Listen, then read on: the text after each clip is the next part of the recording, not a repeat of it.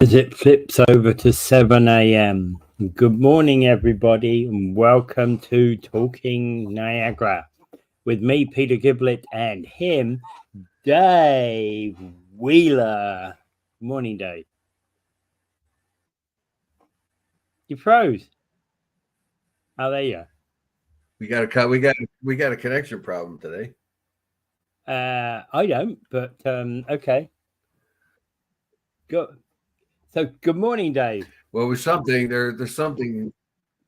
Yeah, there's some kind of uh, thing going on where you're. I didn't hear that. I just saw your face going like this for a long time, and a couple of in between. Right. Okay. I don't know. I think we're Okay. fixed now. Are we? I think we're okay. So, yeah. So, there's the customary good morning by Mike Cushman. Good morning, Mike. Metaphysical Mike. All right. So welcome to Talking Niagara. Okay. Here's a thing that's been concerning me for a long while. This came from TBO today and was written by Nam Kiwanuka, who is the co-host of The Agenda with Steve Paikin. And she's producing her own show called The Thread. And what she's basically saying here is at every level of government, it seems that politicians are oblivious to the suffering of voters at every level of our government. Right? Food banks are struggling to meet demands. Millions don't have a family doctor. Housing's not affordable for most Canadians. People are struggling, and at no level of government do they seemingly grasp that. Yeah, I forgot about this article. I read it, and I forgot about it. I know it's a But couple. I was It's a very few weeks impressed with old. it. It's a Yeah, I few was when weeks this old, morning. right? Pardon me. It's a couple of weeks old, but it is still a valid article. Yeah. Now, I like that. I like that because that is. I'm not so sure if she's right, but I feel that she is right. There's absolutely there's not a whole lot of a way you could fact check or kind of do a little research on it, but she seems to have done, and that's definitely the feeling that the average person is getting, that the government is out of touch. Good morning, Karen. Karen Fraser's here with us. So Yeah, and the fact the that government the being out report of was touch is okay. a problem. The government being out of touch is a problem that I think we have had. You know, ask yourself this question. I believe the government being out of touch, our governments, plural, have been so far out of touch over the last 50 years that is what's behind the declining voter popularity of governments. I, I I've been around. I've looked at I've done a lot of analysis about how out of touch our governments are and why people don't vote. And a lot of why people don't vote comes down to, well, why should I bother? Because they'll never do anything for me. They don't understand the problems I face in life. Well, here's a good example she puts here. A recent report found that Toronto was more expensive to live in than Miami or New York. Just Yep. a few weeks before a headline blared, it's Sankofa Square, period. Renaming leaves millions on the table, referring to a controversial city council decision in late 2023 to allocate funds to renaming Young Dundas Square.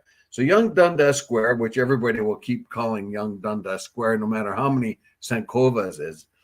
So that's so Mayor Chow declared that the city was broke and needed money from the federal government, and the project wasn't received.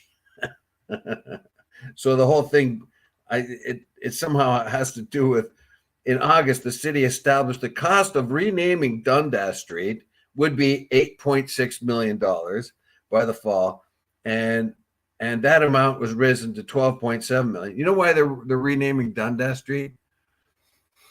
Because Dundas, I think it was Dundas was one of the a settler in Ontario. I always thought it was in America, but I'm not sure. But anyway, I think he owned slaves or something. Yeah. Or his family owned slaves. Big smelly deal. What are you going to do? Change the name of Washington, D.C. because Washington owned slaves? Yeah. Seriously? And this is part of the problem that we face, is that, to just recognize that he owned slaves and leave Dundas Street unchanged. It basically 12.7 million, she's saying that's cost us, right? And that is how many homeless people could that take care of? Changing the name of the street, $8.6 million. How many homeless people could that help? Yeah, and well, actually, they could build a shelter for $8.6 million. Certainly, they could. They could have gotten a shelter. They could have helped 100 homeless people. Well, let's face it. Where are their priorities? Do that all the time. And I know it's easy for us to comment that they could have reused that money more effectively elsewhere. I grant that it is always easy to be the commentator, and that is, that's the case that I would say that is true for Nam Kiwanuka. That it's easy for her to be the commentator as well. We're commentating on her words, and she's commentating on people like Olivia Chow. Then she also talks later on about Trudeau as well, right? Here's what the issue is. Dundas, a key minister in the British government, amended the 1792 resolution to endorse gradual rather than immediate abolition of slave trade. Our first Governor General, Lord Simcoe, was an abolitionist. He moved here from the United States after the war, after the Revolutionary War, and he wanted to get rid of slaves immediately. However, there was a few slave owners in Upper Canada at the time, and they didn't want that to happen. So this guy, Dundas, advocated for the gradual rather than immediate abolition of slaves. A city report informed staff interviews with 20 experts and a review of academic research concludes his actions contributed to the perpetual enslavement, the perpetuation of enslavement. Seriously, a man born in the middle of the 18th century who had slaves in a society that owned slaves. Remember, slaves were going to be around for another 70 years in the United States when he did this. And that's who they're judging. Yeah. That's why we can't have that because he was acting normally for his time. She makes the point it was 13 million money that could have been used to address number of items, renaming a public space that people will continue to call Dundas Square. And she makes the point here, and she says, what do you guys call the big dome that the Blue Jays play in? That keeps changing, doesn't it? It was the Sky Dome, isn't it? A lot of people still call it the Sky Dome, even though it's Rogers Center. Yep. Probably change its name again. Yeah. This is a very, very telling article because it is so true how separated from reality the politicians have become. Yes. Yeah, absolutely. Okay, provincially, the current government almost daily press conference makes it seem there's a lot happening and the government is doing its job, but the government's priorities but she questions whether the government's priorities align with the needs of Ontarians.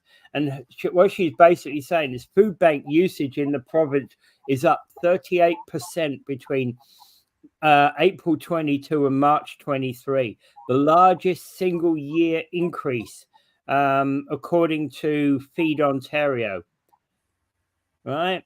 And another question: Ontario Medical Association has repeatedly raised concerns about more than 2 million Ontarians that do not have access to family doctors, and that family doctors are leaving the profession. Yet at the same time, Ontario's Ministry of Health says the recruitment and retention of family doctors is not a major concern. Ha. Yeah, well, go down to the NFG over there, the not feeling good hospital we have here, the greater not feeling good hospital we have here, and then make a judgment. They just about killed my niece a little while ago. Anyway, by misdiagnosing her, I went in there where I had a broken hip and had to wait 8.5 hours before anybody even looked at me. Yeah. And my mother had an operation in there that didn't work. Nobody looked at her for a month. They just kept sending her to therapy, and she kept complaining about pain. And they said that she was trying to get attention, and the operation didn't work, and she had to have an emergency operation. Idiots! This is the kind of thing that's happening all the time. A friend of mine needed an MRA, couldn't get it. He had to go all the way to Hamilton. Yeah, you know. And Mike makes the point: our city and regional council has claimed state of emergency for our homeless. Yet, what has been done to help the real estate was done with real estate overpricing, right? Which is Mike's consistent and constant concern. All right, Mississauga, 26% voter turnout for a mayor election.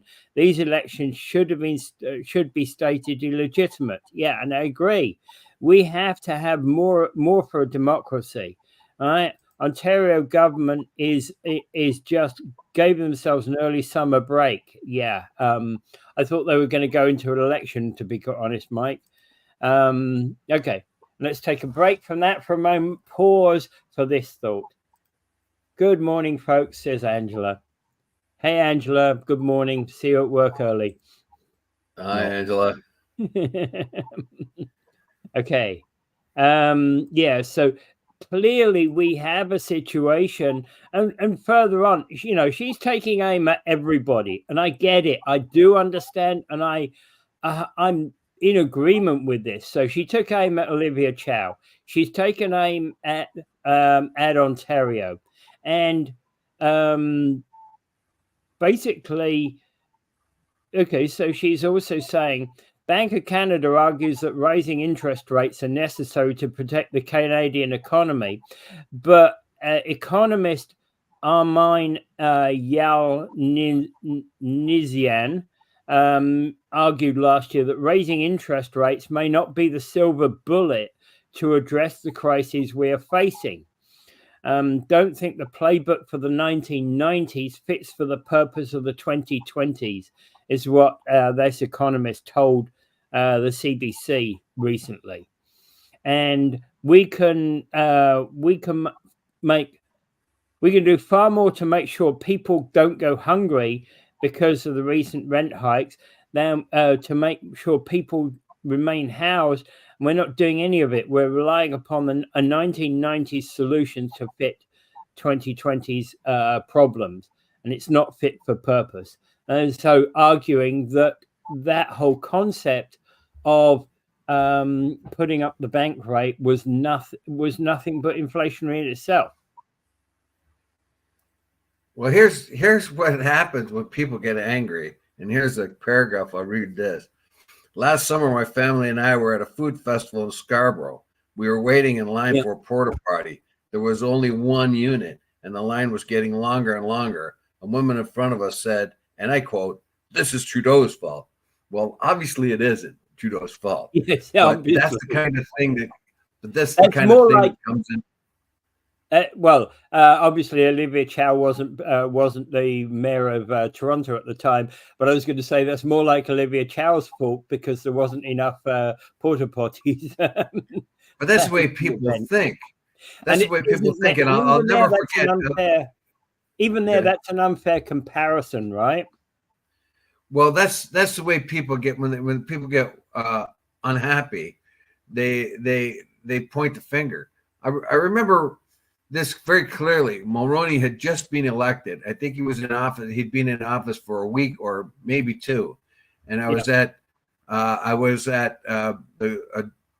in line at a drugstore, and the line was long, and the guy was looking at some kind of price of the thing, and he says, "This is Trudeau. This is Mulroney's fault. This is what he's raging on about Mulroney. Mulroney had been only in for a week, Yeah, and he was complaining about the prices of the drugs, and it was Mulroney's fault." and as if Mulroney had actually even had an opportunity to even look at anything like that at that point. Yeah, right? he had just got into office, so Yeah. I mean, I probably 2 weeks earlier he would have. He hasn't even figured out where to put his pen in his desk yet.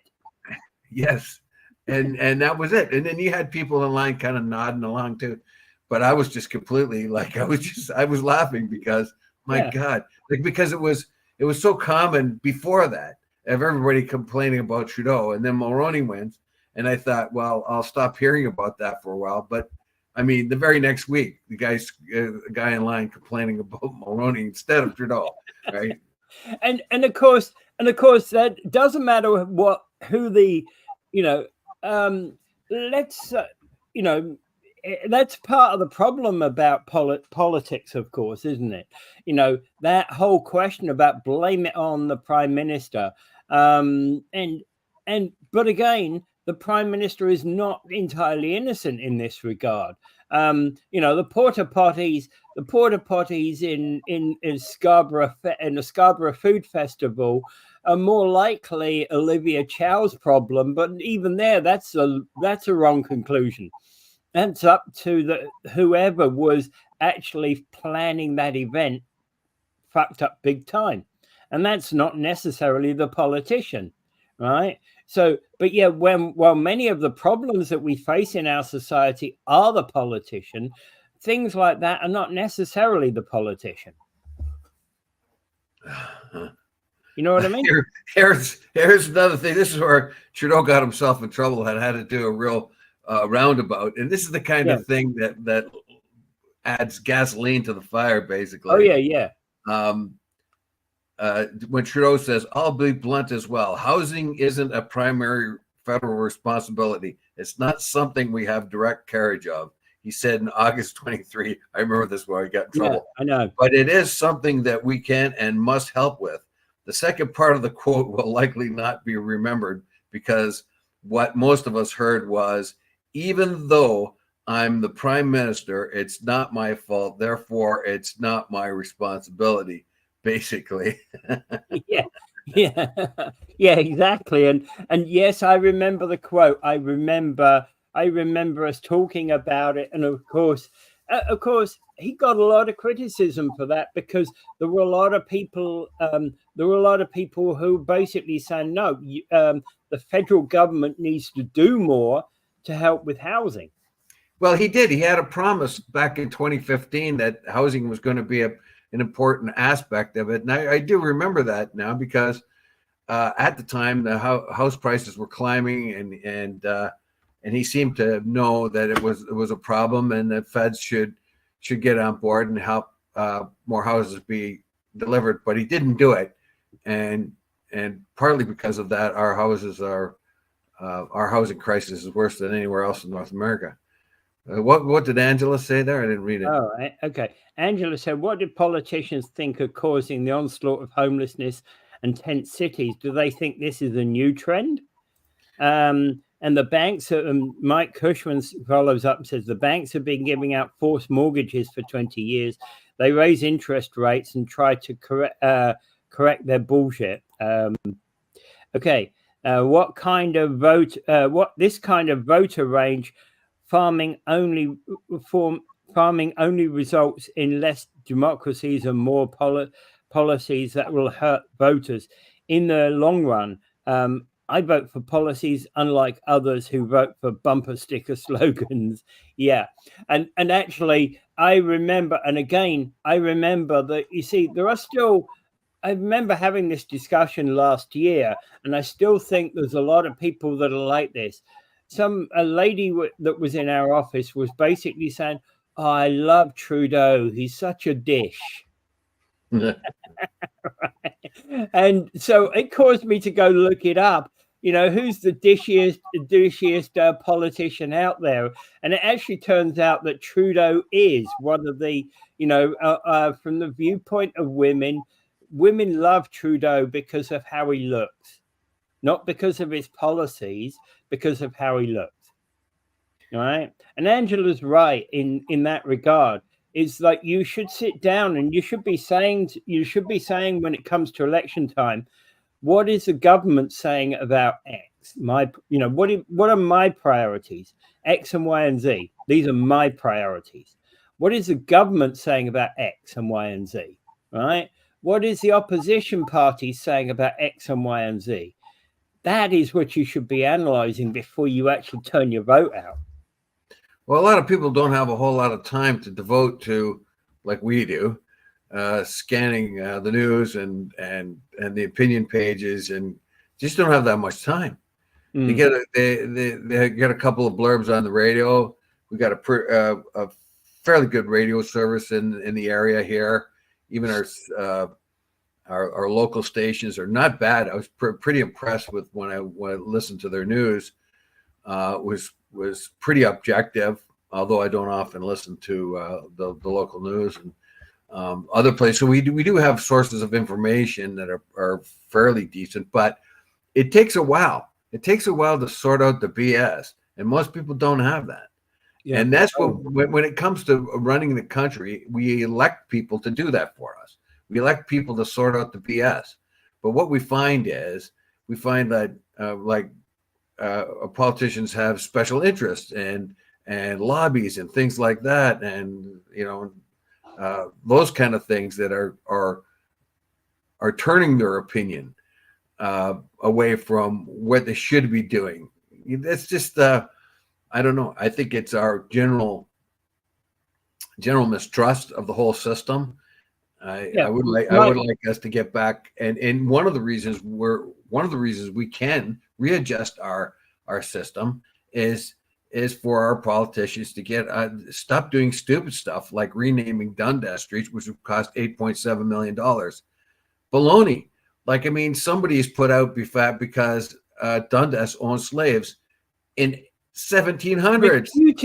Reputed. Washington, Jefferson owned slaves, and nobody thinks, you know what? We had one of the best attitudes towards slaves in this country, and when it was Upper Canada, because we were the first jurisdiction basically to start to limit slaves in the British Empire. So why don't you turn to the positive instead of the negative? Absolutely. Dundas was an important guy. That road is, I forget what he had to do with the road, but he was an important guy, for crying out loud. And he was a friend of Simcoe's. Simcoe was an absolute abolitionist. He didn't want any slaves at all, and he worked hard for it. He was very disappointed that his way didn't come around here. But Dundas was a friend of his, so he needed Dundas. People. And then you're going to spend $8 million to change the name of that. Yeah. And it's like that Ryerson thing. You're changing the name of Ryerson. Ryerson was a hero and all of a sudden he's a bum. Just like that. It's just like taking any other figure in history and focusing on that thing in history that doesn't jive with modern idea. Yeah. So that to me is very, very much what these politicians, these elitists, are doing. You're wasting $8.7 million on changing a name, and you have no idea who that person was, and yet you're going to change it based on because of his attitudes towards slavery at one particular time in the 1700s. Yeah, and we've moved on from there, and and as you say, Dundas, just to rename that street is a major rename. right? Yeah. Because that's a long street. It goes across a whole swathe of southern Ontario. And why would you criticize a man who was born into a society that had slaves for hundreds of years? He was Yeah, born into a society where everybody he knew owned slaves. All the other people of his peerage owned slaves. He was born into it. He understood slavery. He as an economic force, and you're trying to judge him. It's like I'm saying, are you? If you're going to change Dundas Street, do you now, people of Toronto, petition Washington D.C. to change the name of Washington because Washington had slaves at the same time? At yeah, the very same time as Dundas did. Well, the whole thing about that is you've got to put that all into perspective, right? But they don't. And they waste $8.7 million trying to change historical perspective on unreasonable ideas. And here's Angela Brown. It's got quite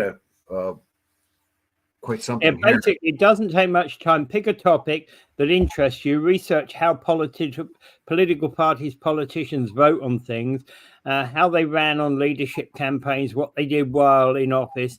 Look at your own experiences, like finding you have to deal with the cuts, no more access to programs, etc. Well, see stupid things like renaming Dundas Square or paying what will amount to billions to release a beer store from contracts a year early, and take all those into consideration, is what she's saying. Yes, that's a good idea. We have to. I make this argument a fair amount of times, and I get blowback with it. I say the American and Canadian people are awfully ignorant, appallingly ignorant. And that is why we get in such of a mess. Like, democracy cannot work unless you are somewhat aware of what is going on out there. The Greek democracy collapsed completely. The birthplace of democracy started, and it was a complete disaster as it went forward. And that is attributed to the greatest minds of the Greek times. Socrates, Plato, and Aristotle all didn't agree with democracy itself. What happened was the interests of the ignorant became prevalent, and everybody had a voice, and by whim and ignorance was what was motivating the democracy, and that's why it collapsed. And I find the same now, because we are ignorant, and we don't. We're so ignorant.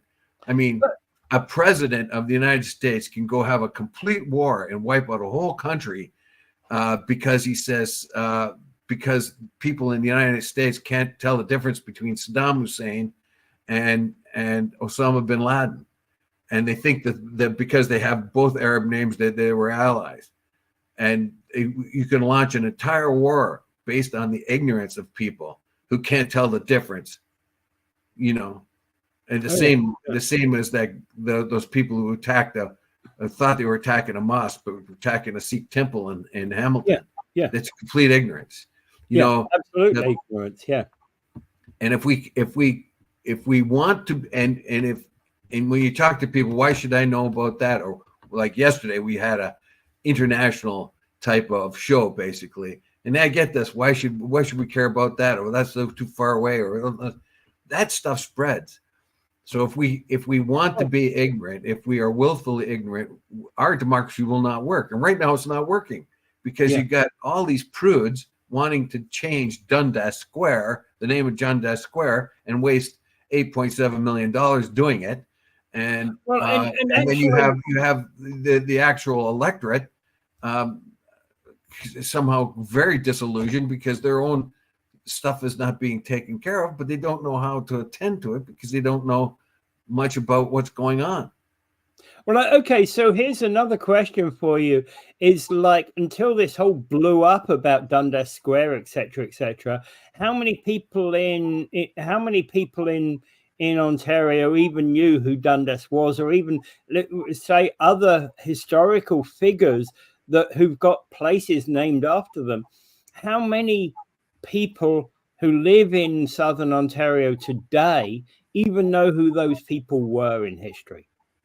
No, and then there's another one. Another real problem is the name Amherst. Amherst was a British general or officer Yep. who was very, very popular in his day, but he was brutal on the Native Americans. Like he was a pretty tough, according to history anyway. And we have a town across the border named after him. There are towns all over called Amherst. There's street names named Amherst here in Ontario. I think there's a town in Ontario too. There's Amhersts in all the way down east, in Eastern Canada and in the United States, because this guy was a fairly popular guy. So Amherst keeps popping up in names. And again, how would you know? How would you know that? And how would you know that? It's that's brand new story to me, Dave, and I'm not denying it. It's a brand new story to me. Well, I know it because I got a bigger brain than you. Anyways, no, you've just read in the right place for it. No, look, the reason why I brought it up is because this is another thing of angst that we have, and it's been brought up over and over again because they're judging a man in today's standards as if no history ever happened before. Exactly. And they're judging him. And there was a very popular guy, just like Ryerson. Ryerson was a hero, and now we don't want him at all. Yeah, right? Absolutely. Yeah. But we still have a Ryerson Circle still exists here in Niagara Falls. Well, it should, because Ryerson cannot be blamed for the residential schools. He came up with the idea, but they were not instituted during his time. They didn't start using his ideas till 16 years after he died, and he wasn't around to adjust those ideas. And when those ideas began to fail, nobody changed them. Yeah, and so they're going to blame him.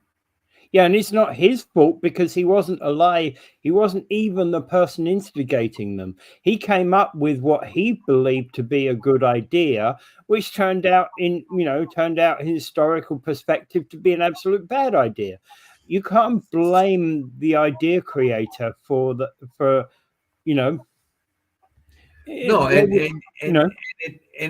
it stars him with a brush of one thing that he did, exclusive to all the other positive things he did.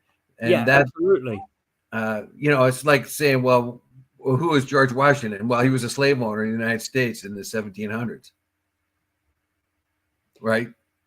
And Angela brings up a really good point here. Today's demagogues love low turnouts. It keeps them in power and public ignorant. Yeah. I don't know. Trump got a whole lot of votes the last time. Well, the funny thing is about Trump is, of course, the turnout at the last election was actually turnouts traditionally at American presidential elections have been less than 50% of the voting population, right? Less than 50% in the overall vote. I think when Clinton was elected, the voting was at about 45%. Right. Well, Obama brought them in droves, and but that last election between Trump and Biden, more people voted in that election than anyone can remember. Yes, exactly. And that's because half the people wanted them and half of them didn't want them. Yeah, and half that didn't want them won. Yeah, by a small margin. Yeah, exactly. It's that that campaign, that election was purely about, I either hate Trump or I love Trump, right? Yeah, it's getting tribal, it's getting religious. Biden had nothing to do with it. Biden just happens to be the person who's sitting on the sleigh at the time it's riding along. Yeah. Oh, God. Ronald McDonald could have run against Trump, and we probably would have won. Yeah. Okay. So listening on YouTube today. Okay, thank you. All right, so I think we'll kind of move on from there. So President Macron has basically exit polls from Sunday's European election was won by the far right, won by the front. Sorry, National Rally Party, and they basically won 30% of the election in France, and basically now Macron is calling for a general election for. I think they as is in two things. They're going to hold the first election on June the 30th with a second round vote on July the 7th. This is an unbelievable gamble by Macron, and I really have to hand it to him. Like he's got guts, man. Yeah. And the general trend, and I think what he's trying to do here is staunch the flow from the center to the right, and that's the general trend in Europe right now. The progressives and the left, their systems have not worked. Their ideas and their government has not worked. The economy of Europe is plunging. It's not nearly as good as it was even 10 years ago. Evidently, I'm just quoting other economists, or not other economists, but economists, and that I've heard. And if they're right, that would put a strain on everything. They've got a war going on in Ukraine, which was a stupid war. Who the hell wanted that war?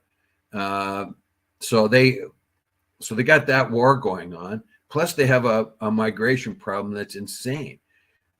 Millions of people are trying to cross the Mediterranean all the time, as we discussed somewhat yesterday, a little bit. Like massive amounts of people are trying, and it's going to get worse. And right now, they have a war also in Gaza, which they disdain, but they can't do anything about.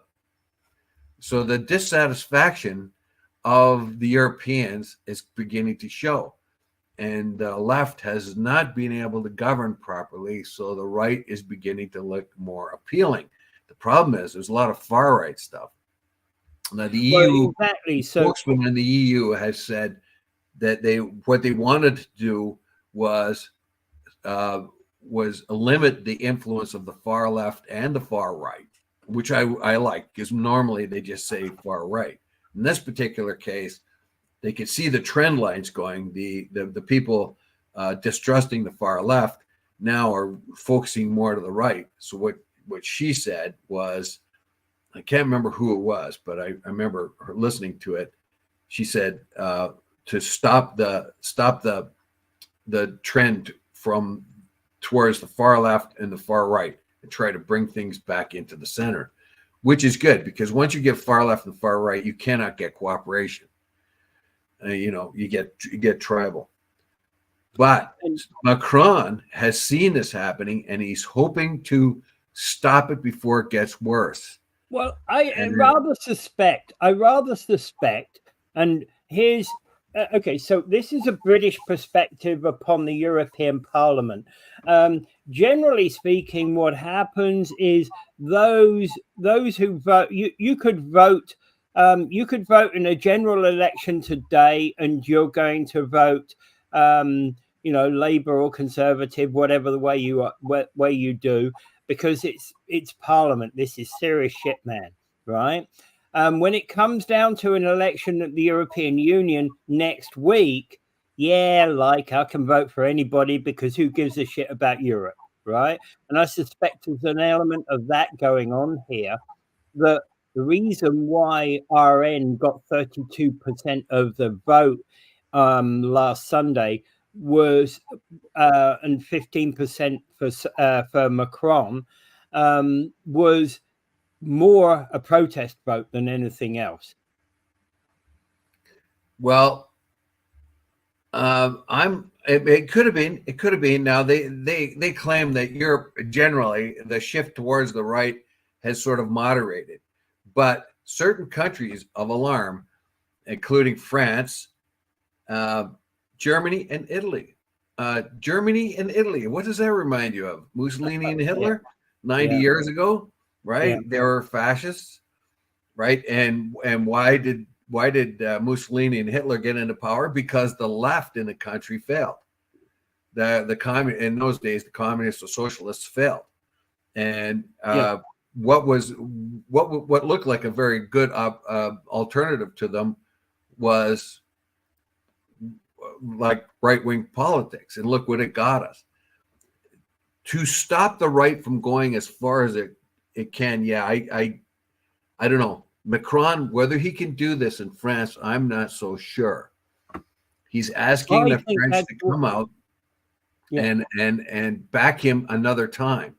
And this is serious problems, because if as a president he can't be dethroned as president, but what will happen is the prime minister will become Le Pen, perhaps, who yeah, is that politically opposed to him completely.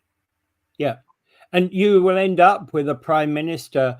At the moment, the prime minister and the president are from the same party, from Macron's party. If Le Pen wins the national vote, that would basically mean that you would have a lame duck president. Well, luckily for France, the right and the left are both split.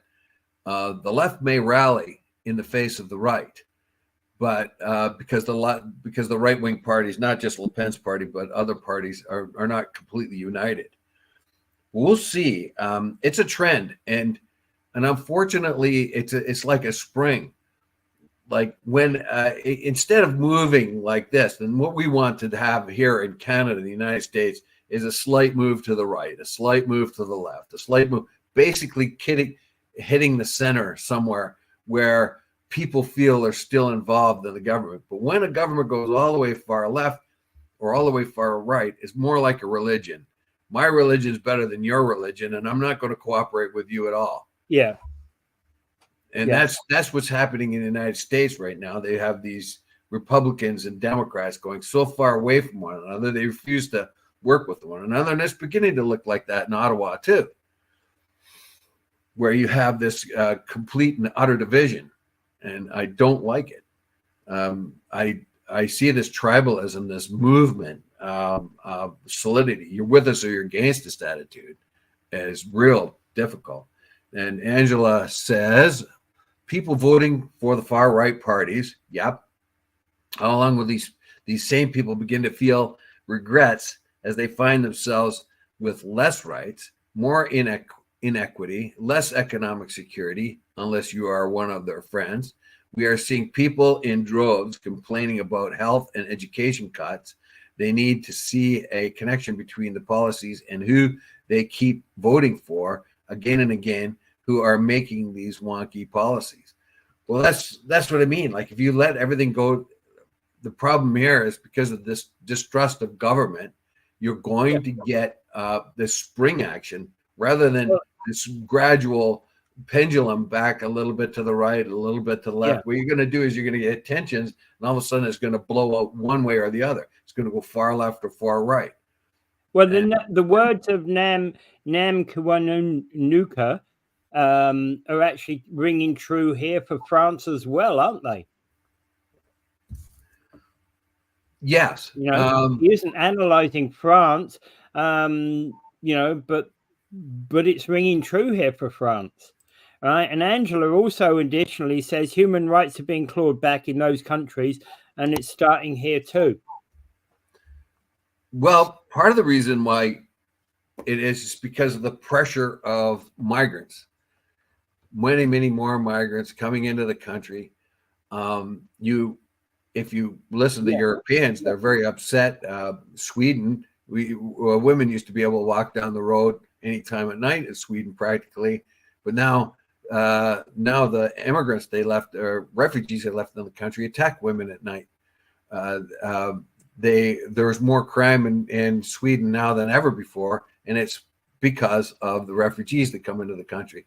So when the average Swede looks at that, they're going to say, well, what are you doing, Mr. Left Man, letting everybody in because you think you should take care of the world? Well, look what we're doing here. They're ruining our country. Close the doors. And if the right politician says, I'll close the door, and the left politician says it's our obligation to feed the world, then you think, no, we've shut the door. We'll feed them outside of our door, but not inside our door. You know, kind of thing. And it is an if the left politicians, or those are mostly towards the left and have been in Europe for the most part of the last 20 or 30 years, they're failing. Their policies are failing.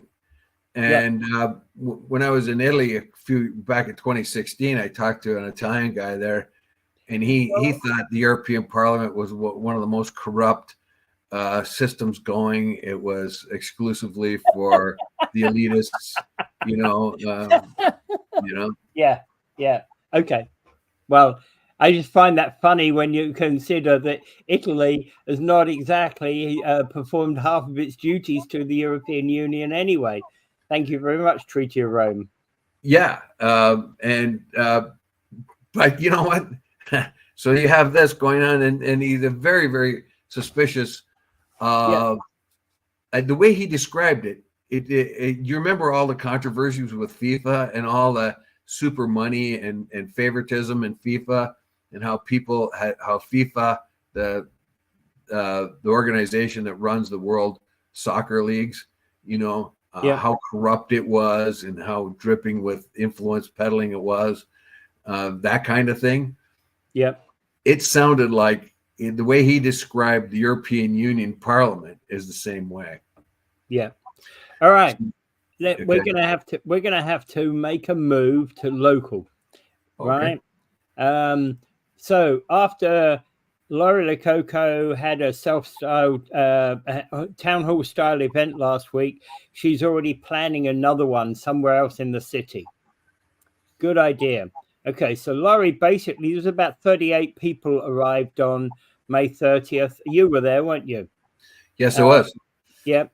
And she talked about at the beginning of the meeting about it being a respectful place and to respect others when they're speaking, and that we might have differences of opinion, but everybody followed those rules. It was very respectful.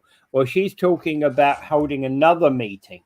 Now, interestingly, she's not the only councillors to have done so, because back in April of 23, Regional Councillor Morocco and Ruth Ann Neuwestag held a town hall styled public session in Chippewa.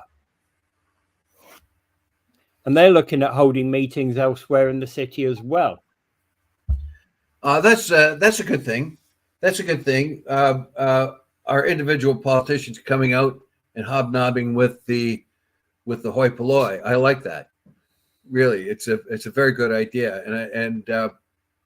And Laurie conducts the meeting very, very well. She put out the ground rules right out the front. Let's be respectful here, because these things can degrade into yelling matches. Oh, they can. They can. And the thing is, let's face it. If I want the traffic lights at Bridge and Stanley to be knocked down, and you want them, being even more rigid, we might both be right in our own way. We may be coming at different solutions because we see different aspects of the same problem. Yes, but I would be right. You would be wrong. Never, never, never. I just love that. I just love that one, yeah.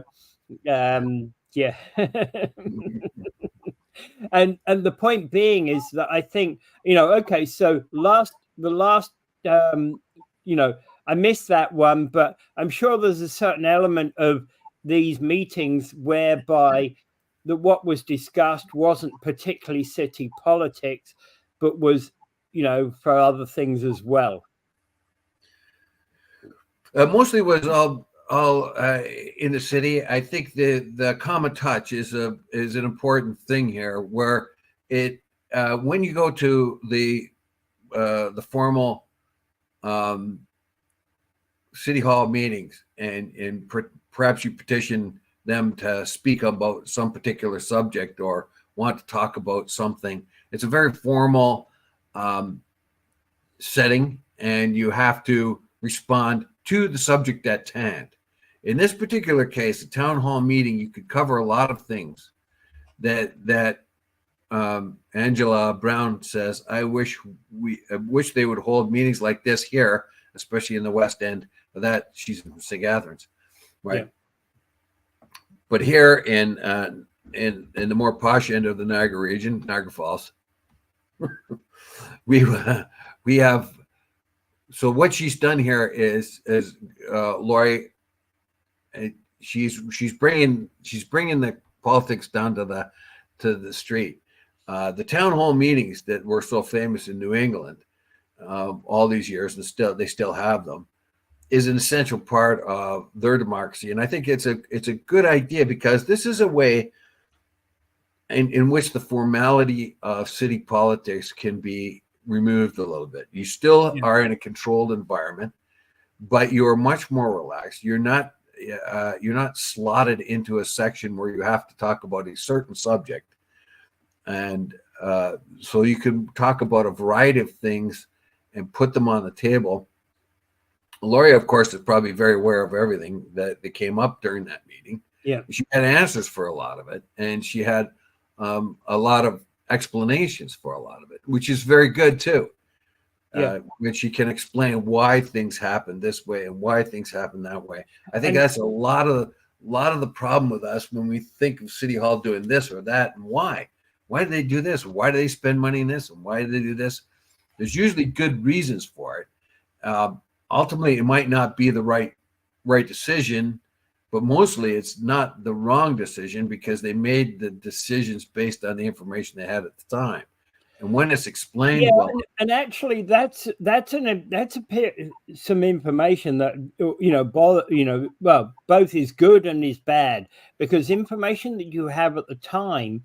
One of these things we talked the other week, for example, about some of these new developments that are happening on McLeod Road, and how they've each come up and they've said, yeah, we've done a traffic study, and there's not, and the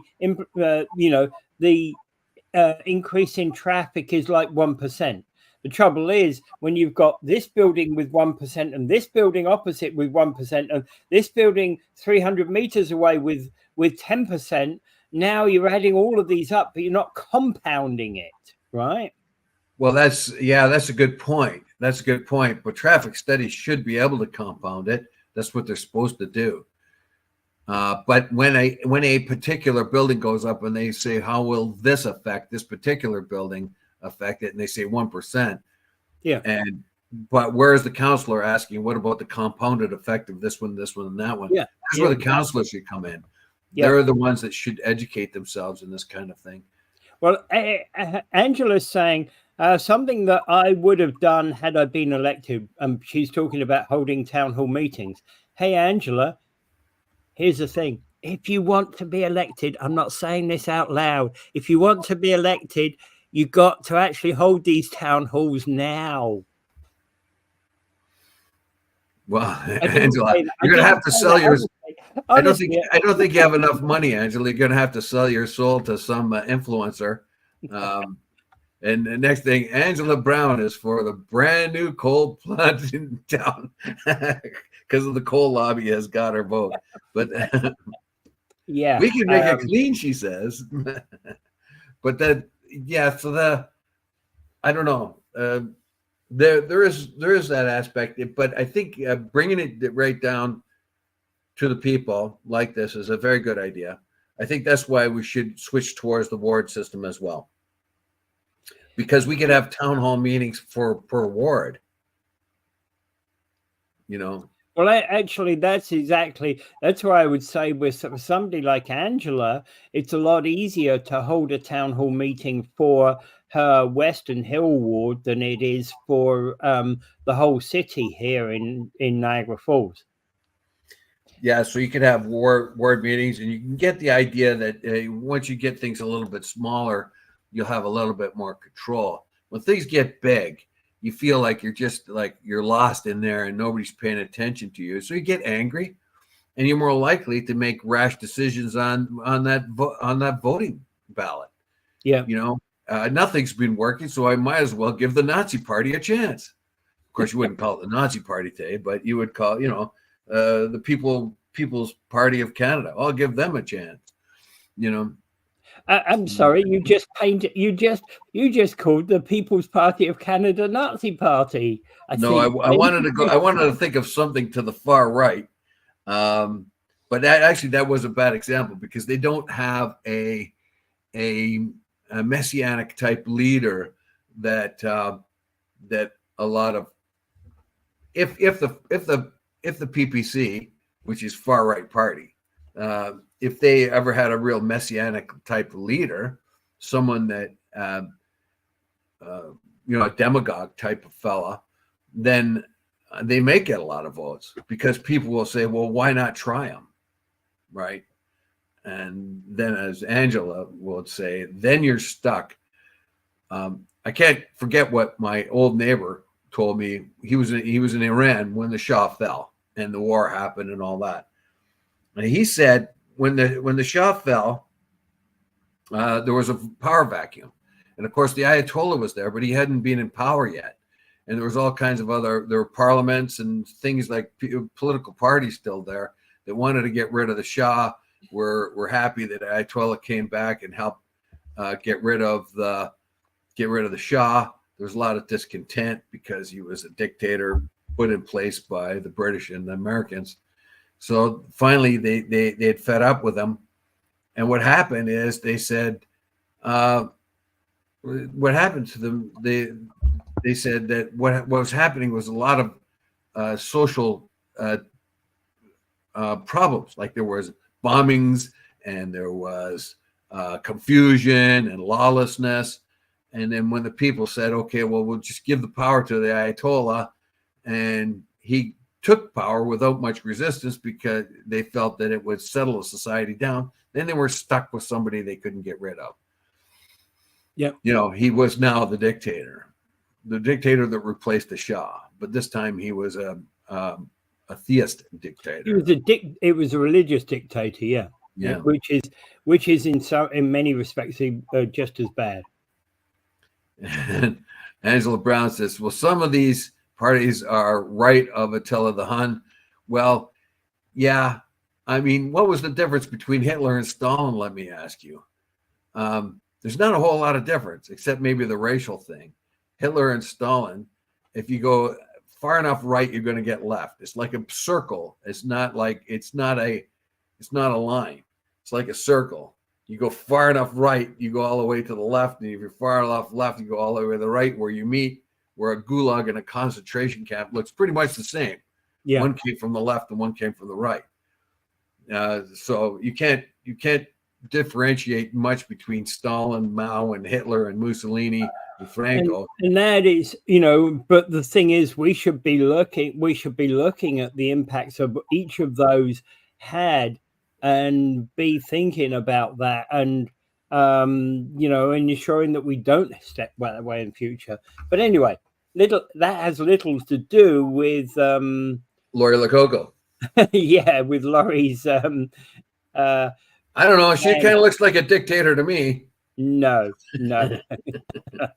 We circled back to that earlier question about politics. And in fact, actually, that whole question overall, at the beginning, at every level of government, politicians seem oblivious to voters' suffering.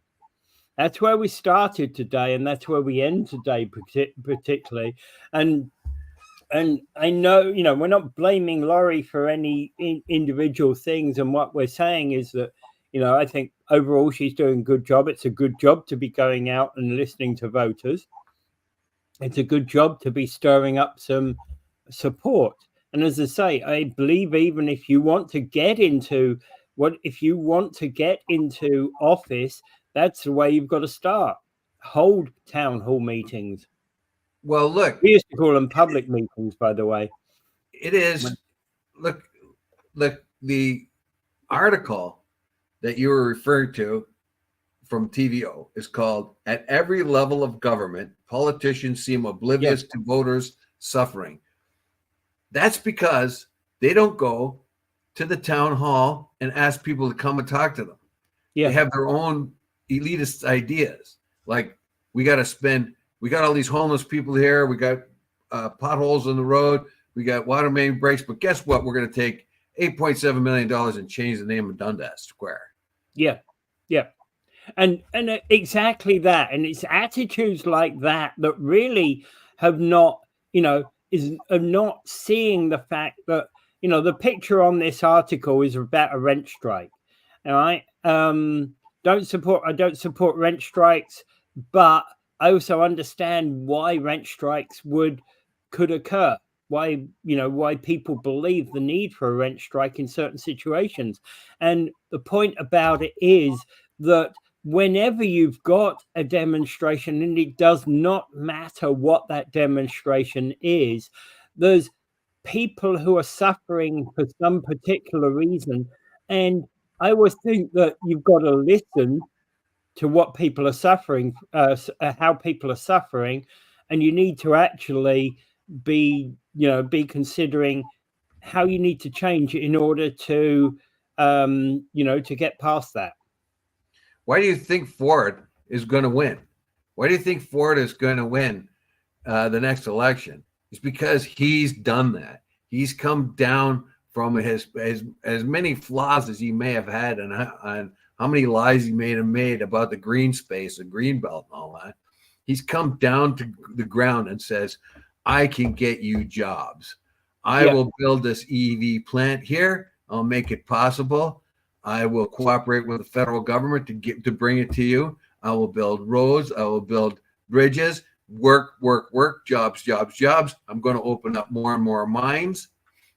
Yep. Right, which the Liberals and the NDP won't, because they want a 20-year moratorium on it to study environmental things. I'm going to fast track it. I'm going to get that mine open so we can sell our stuff outside of this province. And what are you going to do about that? Like, you can't. And Lori's doing the right thing here too. She's coming down to the people, right? She's making, she's listening to them rather than making decisions on their behalf without hearing them.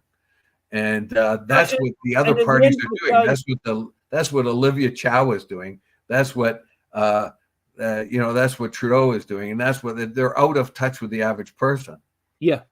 And that's part of the problem. And actually, the one that surprises me most of all in that list of people who are out of touch with the average person is, of course, Olivia Chow, because one of the impressions that I got clearly with her husband, with Jack Layton, was that he was in touch with people. That's one of the reasons why Layton became quite popular. Why do you think all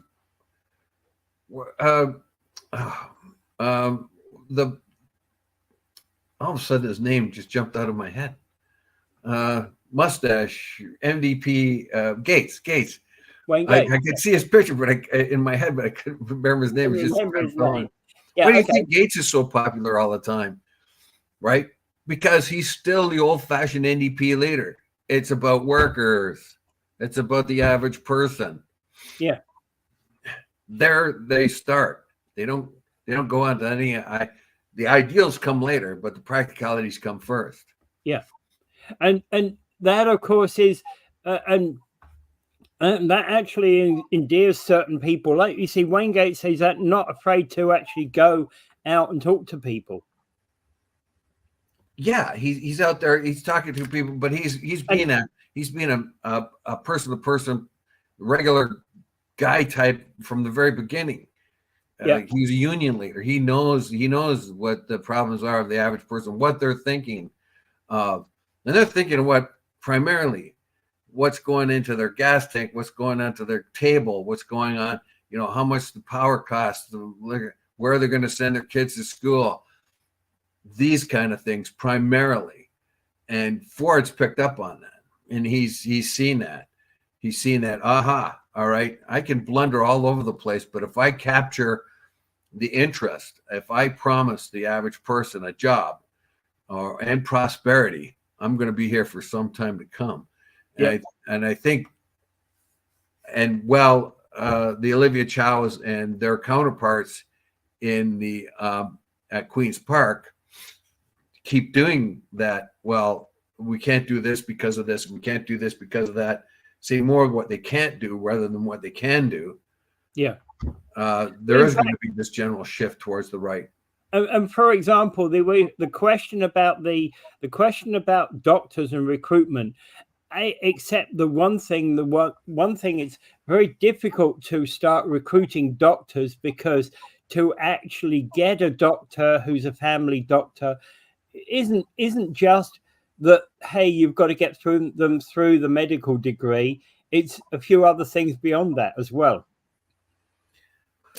There's a bunch of problems, and like Poilievre has stated, there's lots of doctors out there, and I think he gave a number that come from different countries that can't start their practice because there's too much red tape in the way. But if you can confidently get them licensed and working, that would alleviate a lot of the problems. And unfortunately, our own government has this. You talk about ideals. The Liberal government had this ideal by 2030 or something to have 1/3 of all Canadians or 30% of all Canadians born outside the country as a complete diversification. Well, but that won't work in Quebec, they figure. Well, we can't do it in Quebec, but we can do it in the rest of Canada because Quebec has a culture and the rest of Canada doesn't have. They have this open culture. So that there's a problem right there. So most of the immigrants will be coming to BC and Ontario probably. And well, definitely Ontario. And you didn't build enough houses, and you didn't make any allowances for the additional amount of healthcare we're going to need. So when you have a good idea like that, bring in a lot more immigrants, but you don't prepare for it. Yeah, you do it. Yeah, it's where your problem lies. Yeah. Yeah. All right. Where are the houses they're going to live in? Where's the healthcare they're going to use? Yeah. Yeah. It's going to get watered down. All right. Jack Layton was one of the few politicians I respected. Peter Cormos too. Well, Peter was a gay guy, and I didn't know that about him until no, I know, but at the time when he was in, that would have been a problem for him. So he wasn't out about his gayness. As a matter of fact, he got in trouble from Bob Ray for being in a kind of a photograph, kind of like the Sunshine Girl. They had a Sunshine Boy thing for a while, where they didn't get naked or anything or scantily clad. They just kind of stood there. All right. And Bob Ray got all over him for it. Yeah. Okay. All right. We're going to have to call it quits at that point anyway. Yep. Okay. Without further ado, I bid you adieu. Yeah. And let's pray for peace, everyone. Ukraine, Gaza, especially Gaza. I think we can stop that if they ever really tried. But Darfur, I think is going to be the tough one. All right. Yeah. Okay.